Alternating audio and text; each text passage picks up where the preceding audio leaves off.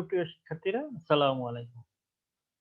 ইতিহাস বিভাগ সরকারি সাদত কলেজ করটিয়া টাঙ্গাইলের অনলাইন ক্লাসে সবাইকে স্বাগত জানাচ্ছি।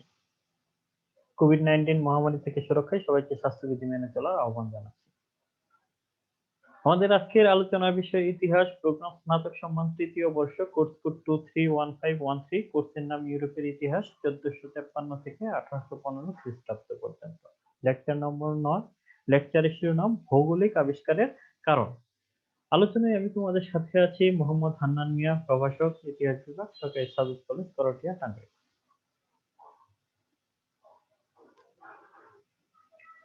আমরা এই কোর্সটির আলোচনার শুরুতে বলেছিলাম যে মধ্যযুগ থেকে আধুনিক যুগে উত্তরণের জন্য বিশেষ বিশেষ কিছু ঘটনা বা কারণ পরিলক্ষিত হয়, যার মধ্যে একটি অন্যতম কারণ ছিল ভৌগোলিক আবিষ্কার।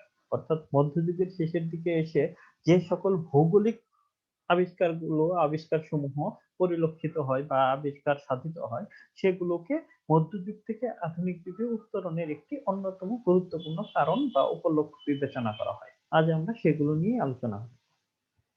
আধুনিক ইউরোপের ইতিহাসে ভৌগোলিক আবিষ্কার একটি অত্যন্ত গুরুত্বপূর্ণ বিষয়। মধ্যযুগের শেষের দিকে ধনী ও বণিক শ্রেণীর বিকাশের একটি পর্যায়ে মহাদেশের বাইরে ভূখণ্ড খোঁজার প্রয়োজনীয়তা দেখা দেয়। এতে একদিকে প্রয়োজনীয় কাঁচামাল ও লোকবল সংগ্রহ, সম্পদের আহরণের মাধ্যমে পুঁজি সঞ্চয়ন ও সঞ্চালন ঘটানো হয়।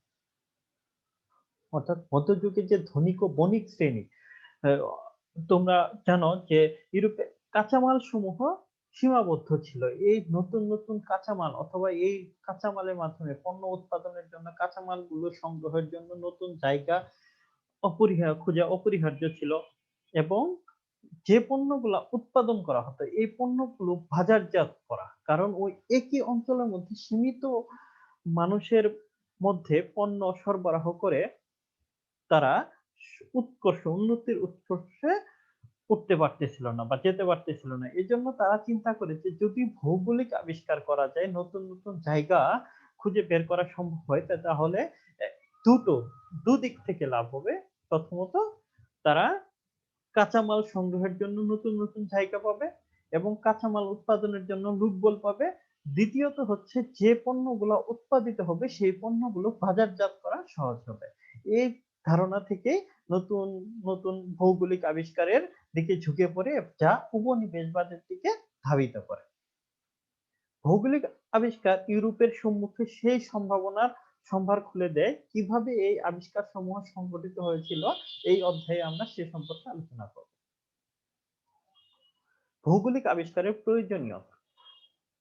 কালের বিবর্তনে পৃথিবীর বিভিন্ন অঞ্চলে বিভিন্ন সভ্যতা গড়ে ওঠে। ইউরোপে দাঁড়িয়েছিল খ্রিস্টান সভ্যতা বা খ্রিস্টান জগৎ। অর্থাৎ তোমরা জানো যে ইউরোপ মধ্যযুগে ইউরোপ আবর্তিত হতো মূলত খ্রিস্টান ধর্মকে কেন্দ্র করে। অর্থাৎ সে সময় যে সাম্রাজ্য গড়ে উঠেছিল সেটাকে বলা হয় পবিত্র রোমান সাম্রাজ্য। আমরা ইতিপূর্বে সেটা নিয়ে আলোচনা করেছি। এই পবিত্র রোমান সাম্রাজ্যের ব্যাপ্তি প্রায় সমগ্র ইউরোপ জুড়ে ছিল। উত্তর আফ্রিকা বা পশ্চিম এশিয়ায় ছিল ইসলামী সভ্যতার লীলাভূমি। আবার আফ্রিকার একটা অঞ্চল এবং পশ্চিম এশিয়া বা মধ্য প্রাচ্য যেটা বলে হয়, এই অঞ্চলটাতে ইসলামিক সভ্যতা বিকাশ লাভ করে। আবার দূর প্রাচ্যে অর্থাৎ যেটা চীন, ইন্দোনেশিয়া, মালয়েশিয়া, এই অঞ্চলটাতে চৈনিক সভ্যতার একটা বিকাশ লক্ষ্য করা যায়। আটলান্টিক ও প্রশান্ত মহাসাগর দ্বারা বিচ্ছিন্ন আমেরিকা বা দূর প্রতীচ্যে গড়ে উঠেছিল মায়া, আজটেক, ইনকাদের দ্বারা সুপ্রাচীন সভ্যতা। দক্ষিণ আমেরিকার দিকে, আমেরিকা বা দক্ষিণ আমেরিকার দিকে যদি তাও, সেখানে দেখবা যে মায়া সভ্যতা, আজটেক সভ্যতা, ইনকা সভ্যতা। এই যে আমরা মাচু পিচ্চু দেখি, ইনকা নগরী দেখি, এগুলা এ সকল সভ্যতার নিদর্শন ছিল। কিন্তু একটি আকর্ষণীয় ব্যাপার ছিল, কয়েকটি সভ্যতার সঙ্গে সামান্য পারস্পরিক যোগাযোগ থাকলেও ষোড়শ শতাব্দী পর্যন্ত অধিকাংশ সভ্যতা ছিল আলাদা আলাদা ও বিচ্ছিন্ন। আমেরিকা সবার অলক্ষ্যে, আমেরিকা এক প্রকার বলা যায় লোকচক্ষুর অন্তরালে ছিল। সাহারা মরুভূমির দক্ষিণে আফ্রিকা সম্পর্কে ছিল খুবই কম তথ্য। অর্থাৎ আমেরিকা এবং আফ্রিকাটা ছিল একটা বিশাল মরুভূমির পরে সাহারা মরুভূমি। এই সাহারা মরুভূমি মানে এতই বিশাল ছিল যে এর ওই পারে কি আছে, ওপাশে কি আছে এটা জানার প্রবণতা মানুষের মাঝে ছিল না বললেই চলে। এই জন্য এই অঞ্চল সম্পর্কে মানুষের মধ্যে ধারণা খুবই কম ছিল। দূরপ্রাচ্য থেকে কিছু পণ্য ইউরোপে প্রবেশ করত। ক্রুসেডের সময় সামান্য সময়ের জন্য পশ্চিম এশিয়ার সঙ্গে ইউরোপের কিছু যোগাযোগ প্রতিষ্ঠিত হয়। নিজেদেরকে নিয়ে ব্যস্ত এই সমস্ত জনগোষ্ঠী ষোড়শ শতাব্দী পর্যন্ত নিজেদের ধর্ম, সংস্কৃতি এবং ঐতিহ্য নিয়ে আলাদাভাবে গড়ে ওঠে। কিন্তু ইউরোপের নেতৃত্বে প্রায় 50 বছরের কম সময়ে এই পারস্পরিক বিচ্ছিন্নতা কলম্বাস, ম্যাকগিলান, ভাস্কো দা গামার মতো কয়েকজন নাবিকের ভৌগোলিক আবিষ্কার পুরো পৃথিবীটাকে বদলে দিয়েছিল। এই যে ইউরোপের সাথে অন্যান্য অঞ্চলের যে একটা বিচ্ছিন্নতা, পারস্পরিক বিচ্ছিন্নতা, এই বিচ্ছিন্নতাটা কলম্বাস, ভাস্কো দা গামা সহ প্রমুখ কয়েকজন আবিষ্কারক যারা ভৌগোলিক আবিষ্কারের ক্ষেত্রে অগ্রপথিক পাইনিয়র ছিল, তারা এই দূরত্বটাকে অনেকটা কমিয়ে দিয়েছিল। ভৌগোলিক আবিষ্কার পৃথিবীর বিভিন্ন মানব গোষ্ঠী এবং সভ্যতার মধ্যে এক নতুন যোগসূত্র এনে দেয়। সারা বিশ্বে ইউরোপের কর্তৃত্ব প্রতিষ্ঠা পায়। ভৌগোলিক আবিষ্কার শুধুমাত্র পৃথিবীটাকে ছোটই করে আনে না, যুগান্তকারী অর্থনৈতিক সম্পর্কেও স্থাপন করে বিভিন্ন দেশে। অর্থাৎ এই ভৌগোলিক আবিষ্কার, আমরা বর্তমান সময়ে যে বিশ্বায়নের ধারণাটা পাই, এটা শুরু হয়েছিল এই ভৌগোলিক আবিষ্কারের মাধ্যমে। আমরা যে বলি যে পৃথিবীটা হাতের মুঠোয় চলে এসেছে, এই প্রক্রিয়াটা শুরু হয় এই ভৌগোলিক আবিষ্কারের মধ্য দিয়ে। কারণ একটা সময় যখন ছিল মানুষ এই অঞ্চল থেকে অন্য অঞ্চল আছে কিনা, এটাই শেষ অঞ্চল বা এটাই পৃথিবীর একমাত্র অঞ্চল কিনা, এরকমই ধারণা পোষণ করতো। কিন্তু এই সমুদ্র পাড়ি দিয়ে, সমুদ্রপথ পাড়ি দিয়ে মানুষ যখন এক অঞ্চল থেকে অন্য অঞ্চলে যাওয়ার শুরু করে, তখনই পৃথিবীটা আস্তে আস্তে হাতের মুঠোয় আসতে থাকে। মানুষ এক অঞ্চলের মানুষ আরেক অঞ্চলের মানুষ সম্পর্কে ধারণা, অন্য অঞ্চলের সভ্যতা, সংস্কৃতি, আচার আচরণ সম্পর্কে ধারণা লাভ করতে থাকে।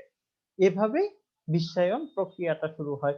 এভাবে ইউরোপের সংস্কৃতি এই অঞ্চলে চলে আসে, এই অঞ্চলের সংস্কৃতি ইউরোপে চলে যায়। এভাবে সাংস্কৃতিক যে একটা মিথস্ক্রিয়া এই ভৌগোলিক আবিষ্কারের মাধ্যমেই সম্পাদিত হয়। ইউরোপের সঙ্গে বহির্বিশ্বের বিপুল সম্ভারের বাণিজ্য শুরু হয়। নতুন নতুন পণ্য ইউরোপে আসতে থাকে আর ইউরোপীয় পণ্য ক্রমান্বয়ে ওইসব দেশে রপ্তানি শুরু হয়। ইউরোপের ব্যবসার কেন্দ্র ছিল এতদিন ধরে ভূমধ্যসাগরীয় অঞ্চল, এখন তা পরিবর্তিত হয়ে উত্তর আটলান্টিকে সরে যায়।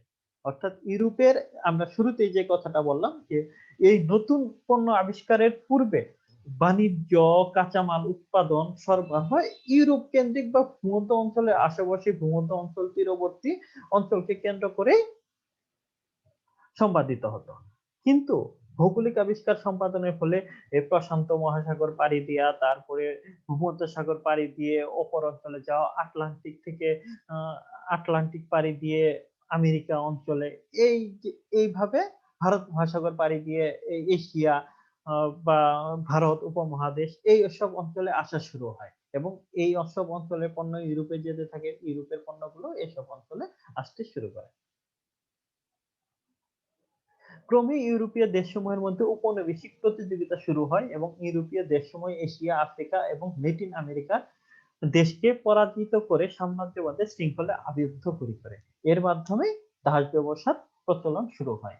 এটা ইউরোপরা স্বাভাবিকভাবেই তারা উন্নত জাতি ছিল, শিক্ষিত জাতি ছিল, তারা জানে যে কিভাবে মানুষকে বসে নিয়ে আসতে হয় বা ব্যবহার করতে হয়। আর এসব অঞ্চলে মূলত সেই শিক্ষার প্রচলন ছিল না। এইসব অঞ্চল অনেকটা ধর্মকেন্দ্রিক শিক্ষার আবদ্ধে বেড়াজালে বন্দী ছিল।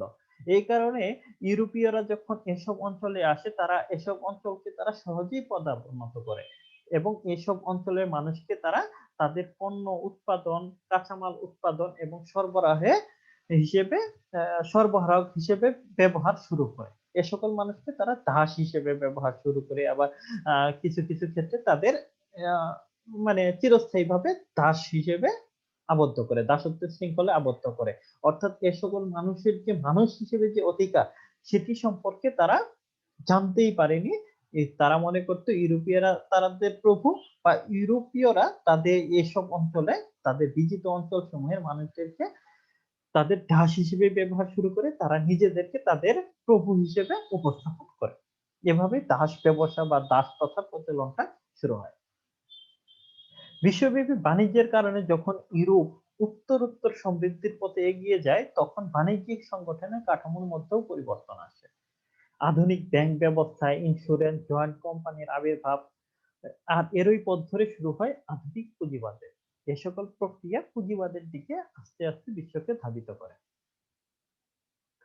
ভৌগোলিক আবিষ্কারের কারণ, এইসব এই যে ভৌগোলিক আবিষ্কারের প্রয়োজনীয়তা থেকে কি কি কারণ মুখ্য ছিল যেগুলো ভৌগোলিক আবিষ্কারকে ত্বরান্বিত করেছিল? ভৌগোলিক আবিষ্কারের কারণ সম্পর্কে ঐতিহাসিকদের মধ্যে ব্যাপক মতভেদ লক্ষ্য করা যায়।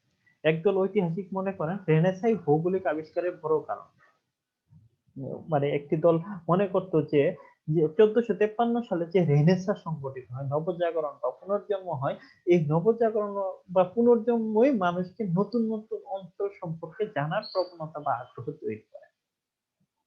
তাদের বক্তব্য ছিল রেনেসাঁর কারণে মানুষের মনে অনুসন্ধিৎসা এবং আত্মবিশ্বাসের জন্ম হয়, জানা অদেখাকে জয় করার জন্য উদ্বুদ্ধ হয়। তারা বলে থাকে ভৌগোলিক আবিষ্কার ভৌগোলিক আবিষ্কারক কলম্বাস ছিলেন প্রখ্যাত রেনেসাঁসের চিত্র শিল্পী লিওনার্দো দা ভিঞ্চির সমসাময়িক। অনেক ঐতিহাসিক এ মতের বিরোধিতা করেন। এর শুরুতেই বলা হচ্ছে যে ঐতিহাসিকদের মধ্যে দুটি দলের উদ্ভব হয়, যে একদল বলতেছে যে রেনেসাঁসের ফলে যে কার্যগুলো সম্পাদিত হয়, অর্থাৎ এই যে লিওনার্দো ভিঞ্চির যে কাজগুলো, যে লিওনার্দো ভিঞ্চি যে ধরনের কার্যক্রম চালান, এর সমসাময়িক ছিলেন কলম্বাস। তাদের দ্বারা অনুপ্রাণিত হয়ে বা তারা যেহেতু সমসাময়িক ছিল, লিওনার্দো ভিঞ্চি তার চিত্রশিল্পের মাধ্যমে একটা আহ, যেটা টেবু ছিল তৎকালীন সমাজের বা তৎকালীন রাষ্ট্র ব্যবস্থায়, এই টেবু, ধর্মীয় টেবুটাকে ভাঙার চেষ্টা করেছেন। কলম্বাস তার ভৌগোলিক আবিষ্কার অর্থাৎ সমুদ্র জয়ের মাধ্যমে এই টেবুটাকে ভাঙার চেষ্টা করেন, যদিও অন্য দলটি এই মতটির বিরোধিতা করে। অন্য দলটির মতে রেনেসাঁসের মতাদর্শে বিশ্বাসীরা ধরেই নিয়েছেন অনুসন্ধিৎসা অজানাকে জানার আগ্রহ মধ্যযুগীয়দের মধ্যে ছিল না। অর্থাৎ যারা ঐতিহাসিকদের অন্য যে দলটি ছিল, তারা তাদের কথা হচ্ছে যে যারা রেনেসাঁবাদী, যারা রেনেসাঁকে বিশ্বাস করত, তারা কি মনে করত যে মধ্যযুগে যারা ছিল তারা তাদের মধ্যে অনুসন্ধিৎসা অজানাকে জানার আগ্রহ ছিল না? তাদের মধ্যে মধ্যযুগীয় মানুষের মধ্যে আত্মবিশ্বাস এবং অদেখাকে দেখারও তীব্র আকর্ষণ ছিল। এটা অন্য দলের কথা, সমালোচকদের কথা, যে তারাও মনে করতেছে যে মধ্যযুগের মানুষ, এদের মধ্যেও জানা অজানাকে জানা এবং অদেখাকে দেখার একটা আগ্রহ ছিল। রেনেসাঁপন্থীরা দাবি করেন অনেক নাবিক যারা পর্তুগাল ও স্পেন থেকে বিশ্বজয়ে বের হন, তাদের জন্ম ছিল ইতালিতে, কিন্তু তারা একথা ভুলে গিয়েছিলেন যে কলম্বাসের মতো অনেক ইতালীয় নাবিক আসলে জেনুয়ার অধিবাসী। কিন্তু ইতালীয় রেনেসাঁয় জেনুয়ার অংশগ্রহণ খুবই কম। ইতালীয় রেনেসাঁর সময় অর্জিত কিছু ভৌগোলিক জ্ঞান নিঃসন্দেহে ভৌগোলিক অভিযানে সহায়তা করেছিল, কিন্তু রেনেসাঁই ভৌগোলিক আবিষ্কারের জন্ম দিয়েছিল, এটা সমালোচকরা মানতে রাজি ছিলেন না। তাদের মতে মধ্যযুগের গর্ভে ভৌগোলিক অভিযানের প্রস্তুতি শুরু হয়েছে। অর্থাৎ সমালোচকরা বলছে মধ্যযুগের শেষের দিকে এসে যা মধ্যযুগে বিভিন্ন প্রয়োজনীয়তা থেকে মানুষ আস্তে আস্তে ভৌগোলিক আবিষ্কারের দিকে ধাবিত হয়, যা গতিশীল হয় আধুনিক যুগের শুরুতে বা রেনেসাঁসের পর। ভৌগোলিক আবিষ্কারের পেছনে যেসব কারণ সমূহ ক্রিয়াশীল ছিল, সেগুলো নিয়ে আমরা এখন আলোচনা করব। প্রথমত বাণিজ্যিক কারণ। বেশিরভাগ ঐতিহাসিক মনে করেন যে ভৌগোলিক আবিষ্কারের সবচেয়ে বড় কারণ ছিল বাণিজ্যিক সুবিধা আদায়ের জন্য ইউরোপের থেকে অন্য দেশে পথ আবিষ্কার করা। পৃথিবীর 5টি মহাদেশের ভিতর ইউরোপ সবচেয়ে ছোট ছিল। স্বাভাবিকভাবে বহু পণ্যের জন্য ইউরোপকে নির্ভর করতে হতো অন্য মহাদেশগুলোর উপর। অর্থাৎ ইউরোপ আয়তনে অনেক ছোট ছিল এবং এ সকল পণ্যের জন্য ইউরোপের যে পণ্যের চাহিদাগুলো ছিল, তার জন্য স্বাভাবিকভাবে অন্য অঞ্চল বা দেশের উপর নির্ভর করতে হতো। ইউরোপের অনেক জিনিস উৎপন্ন হতো। আমরা শুরুতে যেটা বলেছি, খাদ্য, শস্য, গরু, ভেড়া, হাঁস, মুরগি, মানে যেগুলা উৎপন্ন হতো তা প্রয়োজনের তুলনায় অনেক বেশি ছিল। এছাড়া নির্মাণ সামগ্রী হিসেবে প্রচুর কাঠ, কয়লা, তামা, লোহা, টিন ইত্যাদিও ইউরোপে পাওয়া যেত। এ সত্ত্বেও ইউরোপকে অনেক প্রয়োজনীয় দ্রব্যের জন্য অন্য মহাদেশের উপর প্রাচীন কাল থেকেই দ্বারস্থ হতে হচ্ছিল। কিন্তু কিছু কিছু সামগ্রী ইউরোপ থেকে একদম উৎপন্ন হতো না, যেমন কিছু প্রকার কাঠ, তুলা, চিনি, এগুলো ইউরোপে উৎপন্ন হতো না। কিছু কিছু দ্রব্য ইউরোপে উৎপন্ন হলেও এগুলো পর্যাপ্ত সরবরাহ ছিল না। সিল্ক, স্বর্ণ, রূপা, মূল্যবান পাথর, এছাড়া উপরে উল্লেখিত অনেকগুলো সামগ্রীর জন্য এশিয়ার উপর নির্ভরশীল হতে হতো ইউরোপ। যে জিনিসটির উপর, অর্থাৎ ইউরোপের যে জিনিসটির চাহিদা আকাশচুম্বী ছিল কিন্তু সেটার উৎপাদন ইউরোপে ছিল না, সেটা ছিল এশিয়ায়, তা হচ্ছে মসলা। গোলমরিচ, দারুচিনি, আদা, মরিচ, জয়ফল, লবঙ্গ শুধুমাত্র গ্রীষ্মমন্ডলীয় দক্ষিণ পূর্ব এশিয়াতে জন্মাত। ইউরোপ এসব মসলা কিন্তু আমরা এসব মসলা ব্যবহার করি সাধারণত খাবার সুস্বাদু করার জন্য, কিন্তু ইউরোপ এ সকল মসলা কিন্তু তারা খাবার সুস্বাদু করার জন্য ব্যবহার করতো না। সেই সময় ইউরোপে ফ্রিজ আবিষ্কৃত হয়নি, তারা এ সকল মসলা আবিষ্কার এ সকল মসলার চাহিদা ছিল তাদের কাছে খাদ্যশস্য, বিশেষ করে মাংস সংরক্ষণের জন্য। কারণ তখন একমাত্র লবণ দিয়ে যে মাংস সংরক্ষণ করা ছিল তা অনেক ইউরোপীয়রই পছন্দ ছিল না। পঞ্চদশ শতাব্দী পর্যন্ত দক্ষিণ-পূর্ব এশিয়া থেকে মসলা, চীন থেকে সিল্ক, ভারত থেকে তুলা ও রত্নের চাহিদা এগুলো সরবরাহের তুলনায় বেড়ে যাচ্ছিল। পঞ্চদশ শতাব্দীতে প্রাচ্য থেকে দ্রব্য সামগ্রীর আমদানি সরবরাহে কয়েকটি কারণে অনিশ্চিত হয়ে পড়ে। তারপর আরব, ভেনিসীয় এবং গেনুয়ার মধ্যস্বত্বভোগীদের কারণে দ্রব্যাদির দামও অনেক বেড়ে যায়।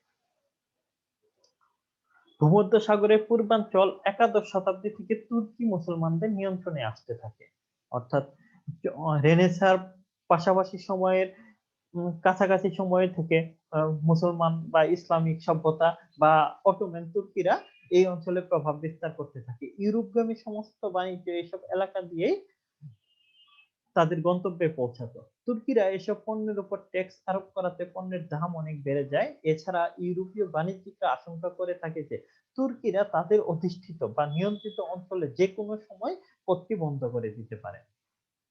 1453 সালে তুর্কিদের হাতে কনস্টান্টিনোপলের পতনের পর এই আশঙ্কা আরো বেড়ে যায়। ফলে পশ্চিম ইউরোপের দেশ, বিশেষ করে পর্তুগিজ এবং স্পেন বণিকরা চাইছিল ইউরোপীয় চাহিদার উৎসমূলে প্রবেশ করে, অর্থাৎ ইউরোপীয়রা যে সকল অঞ্চল থেকে তাদের পণ্য আমদানি করে বা তাদের পণ্য সংগ্রহ করে সেসব অঞ্চলে সরাসরি প্রবেশ করে সেসব অঞ্চলে নিয়ন্ত্রণ প্রতিষ্ঠা করা বা উপনিবেশ প্রতিষ্ঠা করা। এবং মধ্যস্বত্ব ভোগী যে সকল ব্যবসা পণ্য সরবরাহের ক্ষেত্রে যে সকল মধ্যস্বত্ব ভোগী ছিল, সে সকল মধ্যস্বত্বী ভোগী বাদ দিয়ে কিভাবে সরাসরি বাণিজ্যিক নিয়ন্ত্রণ প্রতিষ্ঠা করা যায়। স্থলপথে চীন ও ভারতে পৌঁছা বিপদসংকুল, কেননা মধ্য এশিয়ার অস্থিতিশীল এবং দাঙ্গা হাঙ্গামাপূর্ণ অঞ্চল অতিক্রম করা সহজসাধ্য ছিল না। তাছাড়া রেল আবিষ্কারের পূর্বেই মালামাল আনা নেওয়া করা অপেক্ষাকৃত সস্তা ছিল। জাতীয় রাজাদের স্বপ্ন, অর্থাৎ পবিত্র রোমান সাম্রাজ্য ভেঙে যাওয়ার পর আমরা জানি যে আস্তে আস্তে ক্ষুদ্র ক্ষুদ্র জাতীয় রাষ্ট্র প্রতিষ্ঠিত হয়, অর্থাৎ ধর্মকেন্দ্রিক রাষ্ট্রের পরিবর্তে জাতীয়তাবাদ কেন্দ্রিক রাষ্ট্র প্রতিষ্ঠিত হয়।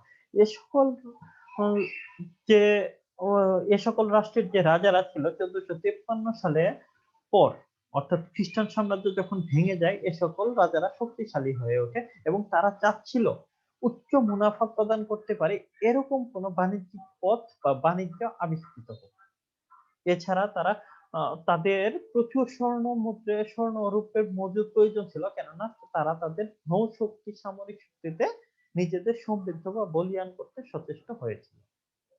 পর্তুগালের রাজা যেমন ভারতবর্ষে আসার এর উদাহরণস্বরূপ বলা যায় যে পর্তুগালের রাজা যেমন ভারতবর্ষে আসার পথ খুঁজতেছিলেন, তেমনি ভারতে আসার পথ পাওয়ার পর দূরপ্রাচ্যের বাণিজ্যিকের উপর একচ্ছত্র আধিপত্য বা মনোপলি কায়েম করেছিলেন। তেমনি স্পেনের রাজা আমেরিকা মহাদেশের উপর বাণিজ্যিক কর্তৃত্ব স্থাপন করতে চেয়েছিলেন যেন স্পেনীয় রাজতন্ত্র শক্তিশালী হয়। ইউরোপের অন্য শক্তিশালী রাজারা, বিশেষ করে ডাচ, ফরাসি এবং ইংরেজ সম্রাটরা পর্তুগিজ এবং স্পেনীয় একচ্ছত্র বাণিজ্য অধিকার ভেঙে নিজেদের অধিকার প্রতিষ্ঠা করার জন্য তাদের দেশের নাবিক এবং ব্যবসায়ীদেরকে উৎসাহিত করে। এইভাবে নতুন নতুন বাণিজ্য পথ এবং অজানা দেশ ইউরোপের নজরে আসতে থাকে। ধর্মীয় কারণ, বাণিজ্যিক সুবিধা এবং দেশকে শক্তিশালী করার চিন্তা যখন ব্যবসায়ী এবং রাজারা বিভোর, তখন আর একদল লোক ভিন্ন একটি কারণে ইউরোপের বাইরে তাদের প্রভাব বিস্তারে সচেষ্ট ছিল। এরা হচ্ছেন ধর্মগুরু, পোপ, বিশপ এবং চার্চের সাথে যুক্ত অন্যান্য যাজকরা। অর্থাৎ এই বাণিজ্যিক কারণে তো ব্যবসায়ীরা তাদের নতুন নতুন অঞ্চলে তাদের আধিপত্য প্রচারের জন্য এদের সাথে ধর্মগুরু যারা ছিল তারাও ইউরোপের ধর্মটাকে বিভিন্ন অঞ্চলে ছড়িয়ে দেওয়ার প্রচেষ্টায় লিপ্ত হয়। তারা এদের সাথে ইউরোপের বিভিন্ন অঞ্চলে ছড়িয়ে পড়ে এবং নিজেদের ধর্ম প্রতিষ্ঠা করার প্রয়াসে লিপ্ত হয়। খ্রিস্ট ধর্মের ছায়াতলে স্থান দেওয়ার জন্য বাইবেলের বাণী এশিয়ায়, আফ্রিকায় এবং ল্যাটিন আমেরিকায় ছড়িয়ে দেওয়ার জন্য ইউরোপীয় যাজকরা মরিয়া হয়ে উঠেছিল। অর্থাৎ উপমহাদেশে যখন, উদাহরণস্বরূপ বলা যায়, উপমহাদেশে যখন ইউরোপীয়রা বা খ্রিস্টান ধর্মীয়রা এসে ধর্ম প্রচার করে, তখন তারা এদেশের মানুষকে মানুষই মনে করতো না। তারা এদেশের মানুষকে অসভ্য এবং নিজেদেরকে সভ্য মনে করত। তো তাদেরকে একটা একদা জিজ্ঞাসা করা হয়েছিল যে তারা সভ্য হয়ে কেন এ সকল অসভ্য অঞ্চলে আসলো, তাহলে পা রাখলো। তখন এই ধর্মীয় যাজকদের উত্তর ছিল যে সৃষ্টিকর্তা অর্থাৎ যিশু আমাদের এই অঞ্চলে পাঠিয়েছেন এ সকল মানুষকে সভ্য করার জন্য, এদের মধ্যে খ্রিস্টান ধর্মের আলোয় উদ্ভাসিত করার জন্য। খ্রিস্টান ধর্ম বরাবরই একটি মিশনারি বা প্রচারকারী ধর্ম। দ্বাদশ থেকে পঞ্চদশ শতাব্দী পর্যন্ত যাজকরা ক্রুসেডের যোদ্ধাদের সাথে মিলিত হয়ে ইসলাম থেকে নিকট প্রাচ্যকে ছিনিয়ে আনার প্রাণপণ চেষ্টা চালিয়ে যাচ্ছিল। পঞ্চদশ শতাব্দীতে ইউরোপকে খ্রিস্টান বানিয়ে সমস্ত খ্রিস্টান মিশনারিরা ক্রমে ক্রমে এশিয়া ও আফ্রিকার দিকে নজর দিচ্ছিল। ব্যবসায়ীরা তো এই শতাব্দীতে এইসব অঞ্চলে বাণিজ্য দখল করতে চাচ্ছিল। ফলে ব্যবসায়ী এবং মিশনারিরা একত্রিত হয়ে তাদের উদ্দেশ্য সাধনের জন্য পৃথিবীময় চষে বেড়াতে শুরু করে। অন্য কথায় ধর্মের প্রয়োজন এবং ব্যবসার দাবি একত্রিত হয়ে ষোড়শ শতাব্দীতে বিশ্ব যোগাযোগের বিপ্লবী অধ্যায়ের সূচনা করে। যেসব স্বৈর শাসকরা ব্যবসায়ী এবং নাবিকদের অভিযানে বের হওয়ার জন্য সাহায্য সহযোগিতা করেছিলেন, তারা ব্যবসা বাণিজ্য দ্বারা সম্পদ লাভের সাথে সাথে ধর্ম প্রচারের আকাঙ্ক্ষাও করেছিলেন। অর্থাৎ স্বৈর শাসক বা ওই জাতীয় রাজারা যে শুধু ব্যবসায়ী এবং নাবিকদের স্বার্থে অভিযানে উদ্বুদ্ধ করেছিলেন সেটা না, তাদের মধ্যে ধর্ম প্রচারের একটা সুপ্ত বাসনাও ছিল। ভৌগোলিক জ্ঞান, ব্যবসা বা ধর্ম প্রচারের আকাঙ্ক্ষা হলেও দিগ্বিজয় সম্ভব হয় না। ভৌগোলিক জ্ঞান এবং দিক নির্ণয় যন্ত্রপাতির উন্নতি ছাড়া দেশ আবিষ্কারের দুঃসাহসিকতা কার্যকরী হতে পারে না। এরকম জ্ঞান মধ্যযুগের শেষ ভাগ থেকে ইউরোপীয়রা নিজেদের অভিজ্ঞতা ও বিভিন্নভাবে আহ, বিশেষ করে আরব বণিকদের কাছ থেকে সংগ্রহ করেছিল। ত্রয়োদশ শতকে খ্রিস্টান কয়েকজন দূতকে পূব মধ্য এশিয়ায় মঙ্গল খানদের দরবারে প্রেরণ করেছিলেন।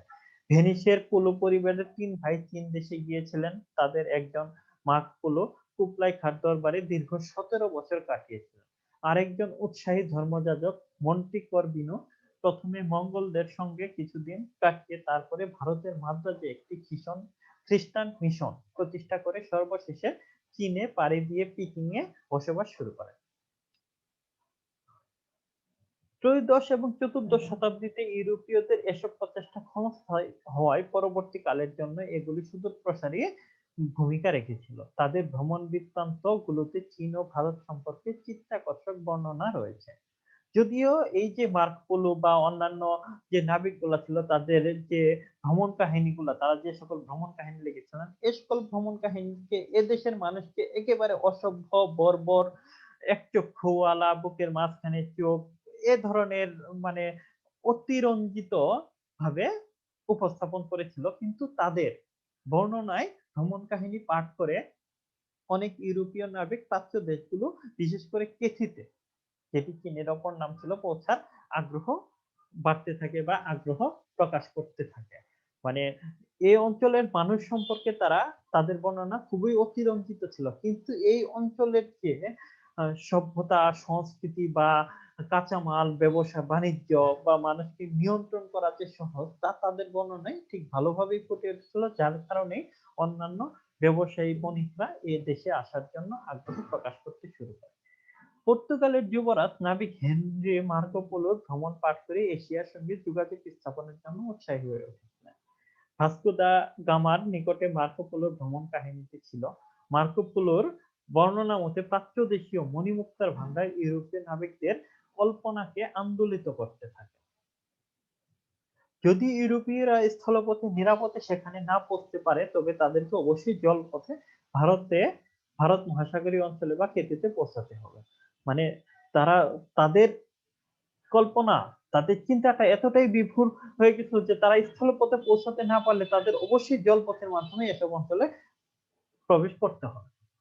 দিক নির্ণয়ের জ্ঞান ও যন্ত্রপাতি, অর্থাৎ ভৌগোলিক আবিষ্কার শুধু জ্ঞান বা অন্যান্য কারণেই হয়নি, এর জন্য প্রয়োজন ছিল দিক নির্ণয়ের জ্ঞান এবং যন্ত্রপাতি।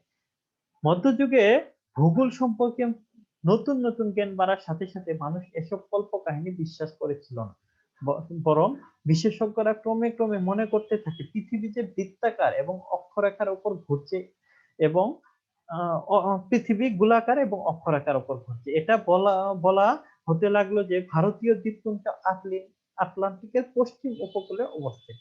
সুতরাং ইউরোপ থেকে জাহাজে করে সোজা পশ্চিমে গেলেই পূর্ব এশিয়ায় পৌঁছানো যাবে। একই সঙ্গে এও বিশ্বাস করা হতো যে ভারতীয় দ্বীপপুঞ্জ এবং চীনে আসার ক্ষুদ্রতর সমুদ্র পথ পাওয়া যাবে ইউরোপের উত্তর পূর্ব অথবা আফ্রিকার দক্ষিণ দিক বরাবর। অর্থাৎ আফ্রিকার এখানে যে এটা কেপ অফ গুড হোপ বা উত্তম আশা অন্তরীপ হয়ে এইটা ধরে ইউরোপ থেকে ভারতবর্ষে আসার সহজ পথটা পাওয়া যাবে। পঞ্চদশ শতাব্দীতে ইউরোপিয়ান নাবিকেরা নৌচালনা সম্পর্কে যথেষ্ট জ্ঞান অর্জন করতে পেরেছিলেন। ইতালির নাবিকেরা ত্রয়োদশ শতাব্দী থেকে কম্পাসের ব্যবহার শুরু করেন। ধ্রুবতারার উচ্চতা মাপার জন্য আরবদের আবিষ্কৃত স্ট্রেলাব নামক এক প্রকার যন্ত্রের সাহায্যে ইউরোপীয়রা নিরক্ষরেখা থেকে কৌণিক দূরত্ব অক্ষাংশ মাপার পদ্ধতি আবিষ্কার করে। নৌপথে চার্ট অফ ম্যাপের ব্যাপক প্রচলন শুরু হয়। মহাসমুদ্রে আগের মতো নাবিকরা হারিয়ে যাওয়ার সম্ভাবনা তখনও ছিল, কিন্তু এ সময়ে তারা সাহসের সঙ্গে অভিযানে বের হতে পারত, কেননা হারিয়ে গেলেও তারা জানতেন যে মহা উত্তাল সাগরে তাদের অবস্থান কোথায়। ভৌগোলিক জ্ঞান আর নাবিকের যন্ত্রের উপর সাহসে ভর করে ইউরোপীয় নাবিকরা গৌরব আর ভাগ্যের রূপে আটলান্টিকের আফ্রিকার উপকূলে কিংবা অজানা সমুদ্রের বুকে তরি ভাসায়। আর এভাবেই পৃথিবীটাও আধুনিক যুগে প্রবেশ করতে থাকে। উপসংহার: ষোড়শ শতাব্দীতে ইউরোপের নেতৃত্বে ভৌগোলিক আবিষ্কারের ফলে পৃথিবীর চেহারাটাই পাল্টে যায়। আগে যেখানে এক সভ্যতা থেকে আরেক সভ্যতা বা এক দেশ থেকে আরেক দেশ সম্পর্কে খুব একটা জানতো না, তার অবসান হয়ে সভ্যতা ও দেশসমূহ খুব কাছাকাছি এসে যায়। এই আবিষ্কারের ফলে ইউরোপীয় ক্ষমতা ও নিয়ন্ত্রণের অধীন হয়ে পড়ে সারা পৃথিবী। মূলত বাণিজ্যিক সুবিধা লাভের জন্য বিশেষ করে প্রাচ্য দেশসমূহ থেকে মসলা, তেল, মূল্যবান পাথর, তুলা সহজে ও সস্তায় নেওয়ার প্রচেষ্টার মাঝে ভৌগোলিক আবিষ্কারের শুরু হয়। পরে বাণিজ্য ছাড়া ধর্মীয় কারণ, রাজাদের অভিলাষ ইত্যাদি কারণে ইউরোপীয়রা সারা পৃথিবীতে ছড়িয়ে পড়ে। ভৌগোলিক জ্ঞান এবং নাবিকদের জন্য বিভিন্ন যন্ত্রপাতির আবিষ্কার ভৌগোলিক আবিষ্কারকে অনেক সহায়তা করে। আমরা এ পর্যন্ত যে আলোচনা করলাম এর তথ্যসূত্র ছিল আধুনিক ইউরোপের ইতিহাস ওয়াজেদ আলী, আধুনিক ইউরোপের ইতিহাস কিরণচন্দ্র, মডার্ন ইউরোপ টু 1870 সিজেএস হাইস। সবাইকে ধন্যবাদ জানিয়ে আজকের আলোচনা এখানেই শেষ করছি। আসসালামু আলাইকুম।